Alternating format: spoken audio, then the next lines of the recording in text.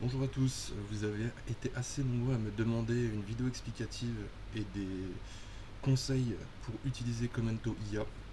Quand je dis nombreux, vous êtes une dizaine d'utilisateurs, mais c'est déjà pas mal. Donc je me permets de faire cette vidéo pour vous montrer un petit peu comment fonctionne l'outil et comment optimiser vos commentaires sur les réseaux sociaux et en particulier sur LinkedIn. Donc dans un premier temps, pour ceux qui ne savent pas, il faut tout simplement s'inscrire. J'ai mis un système d'inscription pour limiter les abus, parce que je ne voulais pas utiliser votre adresse IP pour la confidentialité, donc simplement un système de connexion avec un email. Donc vous rentrez votre email, vous mettez un mot de passe au minimum 6 caractères et avec un minimum de, de sécurité, donc des caractères spéciaux, des chiffres. Voilà, ça reste important d'avoir un mot de passe assez solide. Ensuite, vous vous connectez. Donc là, je vais rentrer tout simplement mon mail et mon mot de passe. Et on se connecte. Alors, j'espère que vous n'avez pas un bruit un peu sourd en arrière-plan parce qu'il fait très chaud et mon ordinateur a tendance à ralentir. Donc, j'ai mis un ventilateur pour limiter les bugs. Donc, j'espère que le son ne vous perturbe pas, mais normalement, ça devrait aller. Du moins, j'espère. Donc voilà, on atterrit sur le dashboard après la connexion. Donc là, je ne vais pas rentrer dans les détails pour pas que la vidéo dure trop longtemps. Avec nos crédits disponibles, le nombre de commentaires générés et les différentes options. Un historique de vos dépenses, un historique quand vous rechargez vos crédits ou que je vous envoie tout simplement des crédits. L'activité récente se passe du coup dans le dashboard. On va rentrer directement dans le vif du sujet avec l'outil de génération de commentaires.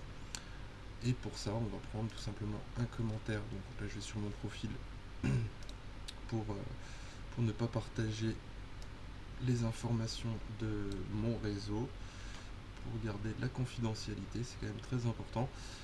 Et on va prendre ce petit post que j'avais publié tout simplement pour donner une information sur l'utilisation de l'Unicode, donc pour mettre du gras ou de l'italique dans vos posts. Donc c'était un petit post que j'ai généré avec ChatGPT. Pour ceux qui n'auraient pas l'info dans mon réseau, ça peut toujours être intéressant, étant donné que je pensais que c'était du Markdown ou du HTML, donc d'autres choses. Donc je ne vais pas rentrer dans les détails, ce n'est pas le sujet de la vidéo.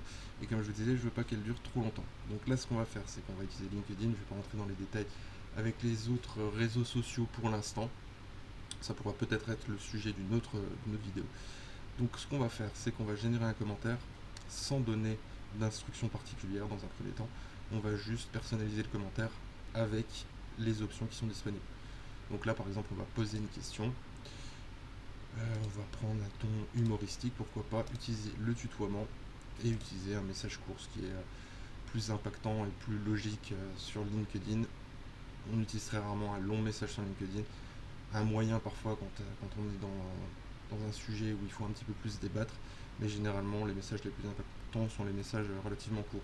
Donc là, on va mettre des emojis, donc j'ai pas renseigné le nom de l'auteur, en l'occurrence moi, donc ça ne va pas être utile, et les hashtags, je ne pense pas que ce soit utile pour ce commentaire.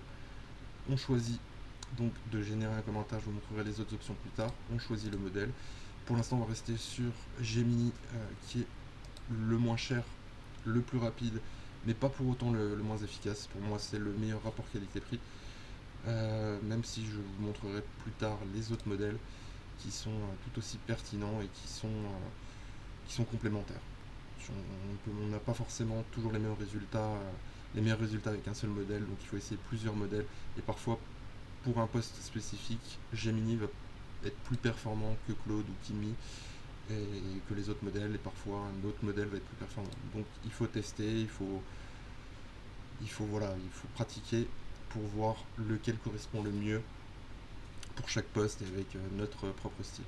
Donc là, excellente découverte. C'est vrai que ces petits tours de passe-passe rendent les posts plus vivants. Donc on lui avait demandé un ton humoristique. Donc voilà, il se permet d'avoir un style un petit peu fun. As-tu déjà testé l'effet de ces caractères sur l'engagement de tes publications? Donc là, on trouve que c'est pas trop mal, mais on va se dire justement, on va essayer avec Kimi, qui est aussi un des modèles les moins chers. C'est un modèle chinois que j'avais voulu tester. C'est un peu grâce à ce modèle que Commento IA est né dans ma tête, parce que je voulais tester ce modèle, qui est un modèle chinois pas très cher, mais au final, je me suis rendu compte que Gemini était moins cher. pour cet usage, donc qui nous coûte 0,4 crédit. Merci pour ce partage. Petite idée, quand tu utilises un titre, est-ce que tu as trouvé un bon dosage pour que l'œil repère l'information? Donc c'est pas mal aussi. Et on pourrait tester avec tous les autres modèles. Claude qui est aussi un des meilleurs en termes de rapport qualité-prix. GPT-5 mini qui lui va avoir un système de raisonnement, donc ça prend un petit peu plus de temps pour générer le commentaire, donc c'est quelques secondes, mais parfois on a des réponses un peu plus pertinentes, surtout si le sujet est un peu plus complexe. Mais tous les modèles ont leurs forces et faiblesses, comme je vous le disais, et on a le modèle français que j'ai mis en haut de gamme, même si parfois les résultats ne sont pas meilleurs que pour les autres modèles. Mais l'avantage de Mistral, c'est qu'il est conforme aux réglementations européennes, et pour la vie privée, c'est très important d'avoir mis ce modèle qui est très performant sur certains types de postes. Donc ça c'est pareil, vous verrez à l'usage, mais Mistral a ses avantages et aussi ses inconvénients. Donc je ne vais pas m'attarder non plus sur la vidéo pour pas qu'elle dure 30 minutes. Mais voilà, donc dans l'idée on génère ce petit message, et là on va se dire ok, les messages sont pas mal, mais on voudrait quelque chose de plus impactant, ou tout simplement, là dans l'exemple on va lui dire que le message, je voudrais une autre idée de message et ajouter plus d'emojis. Parce que là effectivement on avait sélectionné emoji, mais Kimi nous en a pas mis, donc on va rester sur Kimi et on va lui redemander un nouveau commentaire. Top partage, donc là il a ajouté un emoji cette fois-ci. Alors petite devinette, donc on lui avait demandé un ton humoristique. Si tu avais un mot magique à mettre en lumière demain, lequel choisirais-tu, avec quel style, pour éviter de transformer ton poste en feu d'artifice? Le commentaire est pas mal, mais on va vouloir le retravailler. Donc là on va passer sur une autre option, donc là j'ai fait un copier-coller, et on va dire de reformuler le commentaire. Donc il garde notre commentaire, donc là je l'avais copié et c'était pas utile, et au pire on a une petite option pour afficher le dernier commentaire. Là elle a disparu étant donné que le commentaire est déjà là, et on va lui donner comme recommandation d'utiliser utilise plus d'Unicode dans le commentaire. Donc l'Unicode, pour rappel, c'est ce qui nous permet de mettre les mots en italique, les mots en gras et ce genre de choses. Donc il va nous reformuler, ce qui est différent de l'option modifier, qui lui va garder le même commentaire, mais qui va faire les modifications qu'on lui demande tout simplement. Donc là il reformule, super découverte, donc il garde un petit peu le même style. Si tu avais à choisir demain, donc là il a bien mis un mot en gras, un seul mot-clé, donc voilà, on voit qu'il a mis de l'Unicode un petit peu partout. Lequel serait-ce, et avec quel dosage possible pour rester élégant sans tomber dans le carnaval Unicode? Donc voilà, c'est une des raisons pourquoi il ne faut pas utiliser trop d'Unicode, parce que là c'est quelqu'un qui a des problèmes de vision, c'est pas forcément terrible et c'est pas très lisible.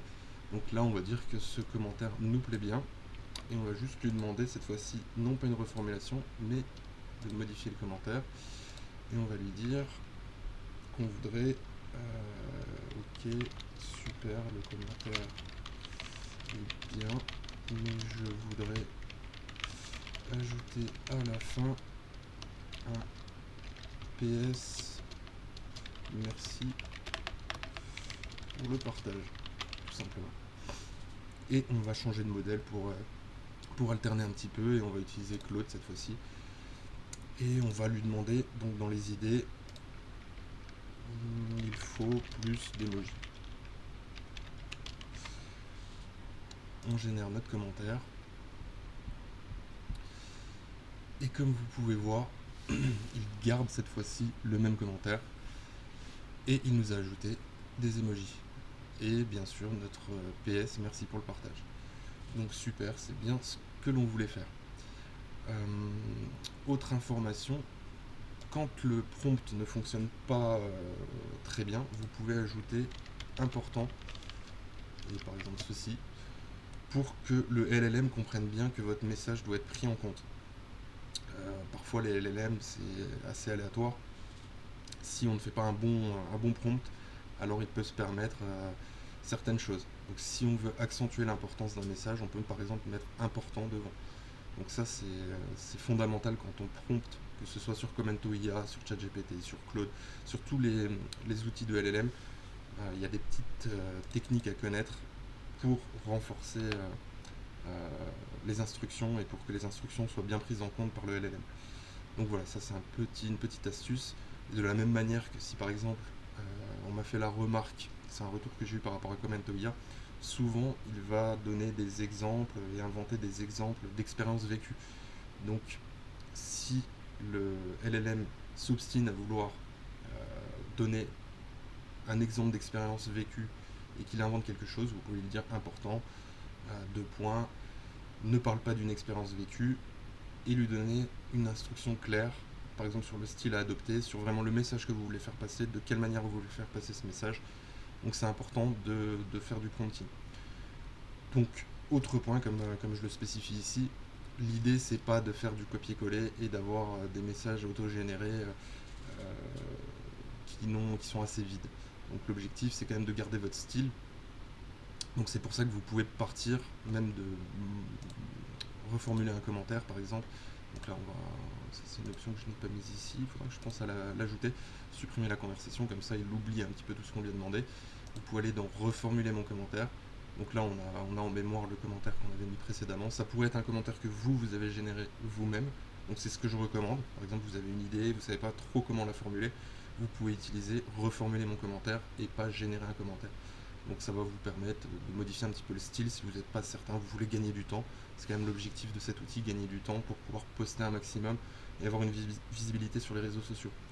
Donc là, vous pouvez tout simplement lui dire, donc là on a déjà ajouté l'EPS, qu'est-ce qu'on pourrait dire de plus Je voudrais ajouter que je m'abonne par exemple, ça n'a pas trop de sens, je m'abonne à ta page, je m'abonne à la page, et là on va, voilà, parce que ça n'a pas trop de sens si on met comme ça, important, je veux ajouter ceci dans le commentaire,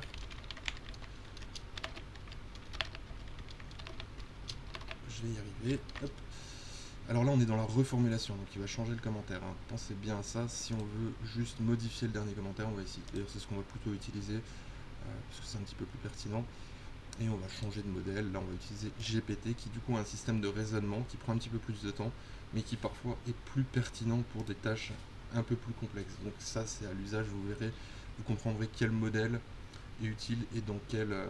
Donc là comme vous le voyez, pour Gemini ça prend 2 secondes pour générer le commentaire, là GPT-5 réfléchit un petit peu plus. Donc super découverte, si tu avais à choisir demain un seul mot-clé, donc là il a conservé le message, c'est bien ce qu'on voulait, et on lui a dit je voudrais ajouter que je m'abonne à la page, très bien, c'était l'instruction, donc ça fonctionne, super. Donc on a vu la modification, la reformulation, on a aussi une option qui m'est très utile parce que surtout quand j'écris à la volée comme ça, je fais pas mal de fautes, que ce soit des fautes de grammaire ou des fautes d'orthographe, donc là volontairement on va ajouter des fautes. Si tu devais, voilà, on va enlever ça, on va mettre un T. Choisir demain un seul mot-clé à mettre en avant, lequel serait-ce Là on va mettre SE, voilà, on va mettre des fautes un peu.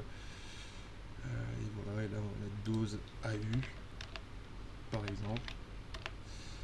Et cette fois-ci, bon, on n'a pas besoin d'un modèle qui réfléchit pour le coup, donc Gemini qui est le moins cher, va largement faire le job normalement, donc super découverte. Ok, j'ai un doute là du coup, parce que là je crois qu'il a fait une faute. On va demander à un autre modèle de corriger. Si tu devais choisir demain un seul mot-clé à mettre en avant, lequel serait-ce? Donc là il a bien recorrigé. Et avec quelle dose? Il avait également corrigé style pour rester élégant sans tomber dans le carnaval, blablabla. Donc là j'ai un petit doute, donc je vais demander cette fois-ci à notre modèle français qui a été entraîné sur du langage anglais, donc ça n'a pas forcément un meilleur, il n'y a pas forcément une meilleure logique là-dessus, mais on va quand même demander à notre expert Mistral de corriger. Alors lui, ce coup-ci, il nous enlève... alors là, les pros de l'orthographe, à vous de me dire. Mais voilà.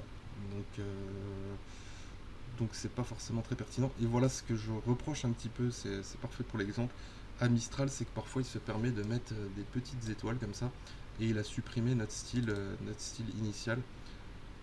Alors ça c'est aussi parce que j'ai fait un copier-coller, donc voilà, donc ça c'est un petit bémol que je pourrais essayer de corriger par la suite. Et voilà, donc l'outil fonctionne pour la correction.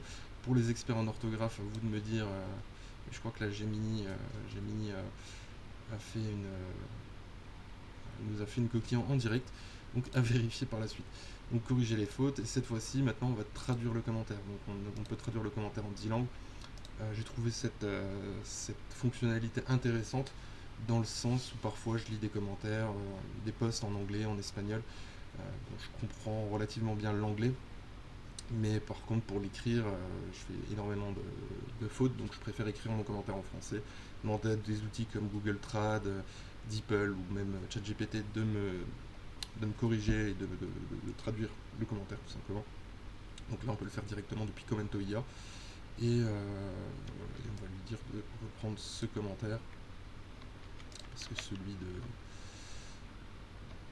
Pardon, j'ai pas pris le bon. On va reprendre ce commentaire qui était le bon.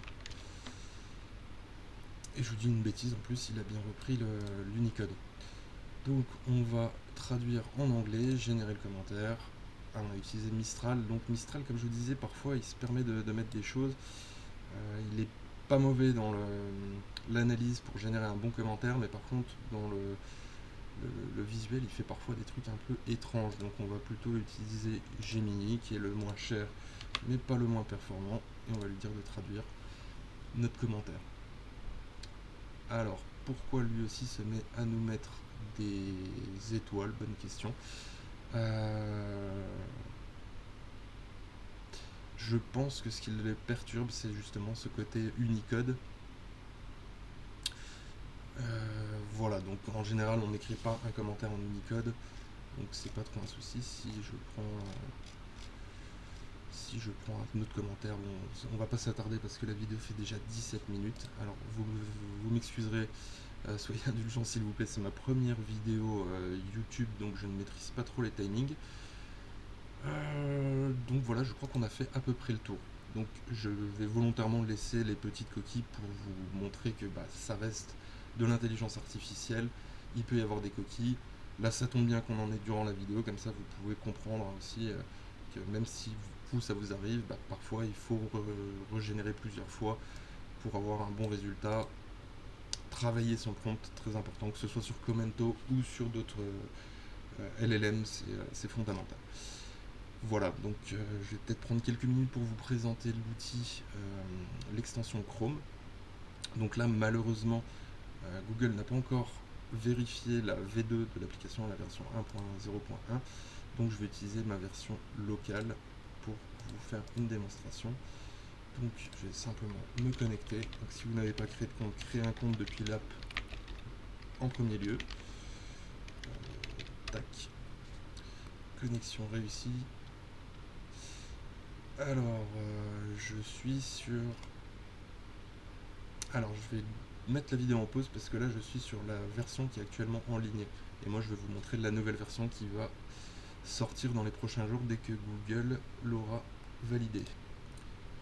Voilà, cette fois-ci, on a bien la bonne extension. Donc, il faut que je l'épingle à nouveau. Alors, pour installer l'extension, tout simplement, vous pouvez aller sur Commento directement sur l'accueil ou depuis votre dashboard, tout simplement, c'est pour ceux qui ont déjà un compte, extension Chrome installée, ajouter à Google. Ensuite, il faut épingler l'extension. Donc, si vous n'avez pas le petit puzzle pour accéder à gérer les extensions, vous pouvez aller ici, extension, gérer les extensions. Ensuite, si elle n'est pas activée, vous l'activez et vous pouvez aller dans détail et épingler à la barre d'outils. Donc, ce qui va vous permettre de l'avoir au-dessus. Donc une fois que c'est épinglé, vous pouvez retourner sur LinkedIn. On va actualiser la page. Le bouton, comme vous allez pouvoir le voir, s'affiche ici. Donc il va s'afficher en dessous de tous les posts LinkedIn. Je ne vais pas aller sur mon fil d'actualité pour ne pas partager les informations de mon réseau. Mais vous pouvez du coup cliquer sur Commento IA.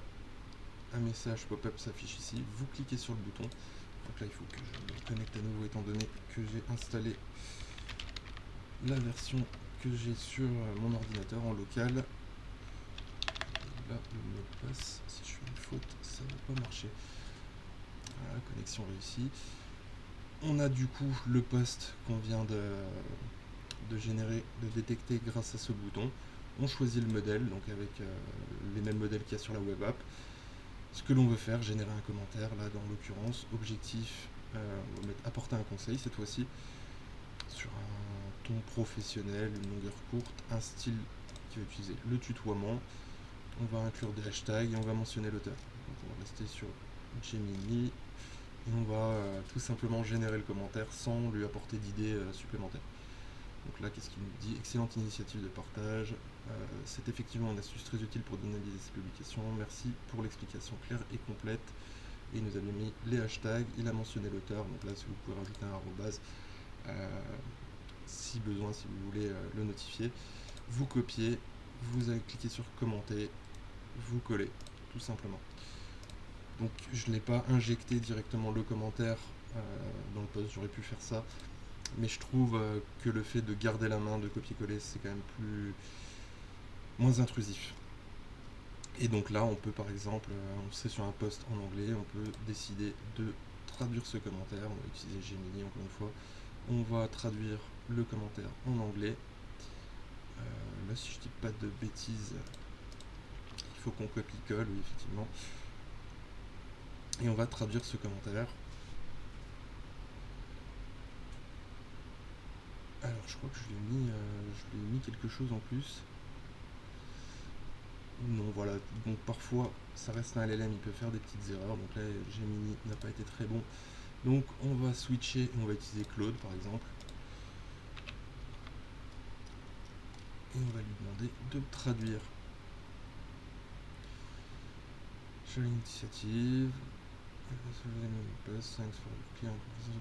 Cette fois-ci, la traduction est bonne. Voilà. Donc, on pourrait également, on va générer un nouveau commentaire et cette fois-ci, on va utiliser Mistral. Voir un petit peu. Donc, comme je vous disais, c'est bien d'avoir plusieurs versions, de pouvoir tester plusieurs choses. Et comme je vous disais, là, il a encore mis les petites étoiles. Donc, ça faudra peut-être que je vois dans le prompt spécialement pour Mistral d'enlever ces petites étoiles là qui sont assez perturbantes. Donc voilà, et une utilisation que je trouve intéressante de l'outil, c'est par exemple pour la correction d'orthographe. Donc on va mettre là cette fois-ci modifier un commentaire existant.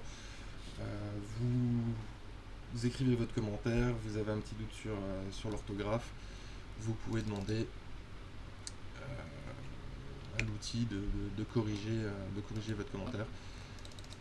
Donc c'est assez intéressant, mais voilà, bon, ça remplace pas l'expertise d'un humain. Comme vous l'avez vu tout à l'heure, on a eu justement une coquille, mais je vais la laisser dans la vidéo, je vais pas faire de montage pour vous montrer que l'outil peut faire des erreurs. C'est un outil pour vous aider à être plus productif, pour vous aider à vous donner des idées, pour tout un tas de choses, mais ce qui reste essentiel, c'est votre style, c'est votre expertise, c'est votre esprit critique, j'ai envie de dire.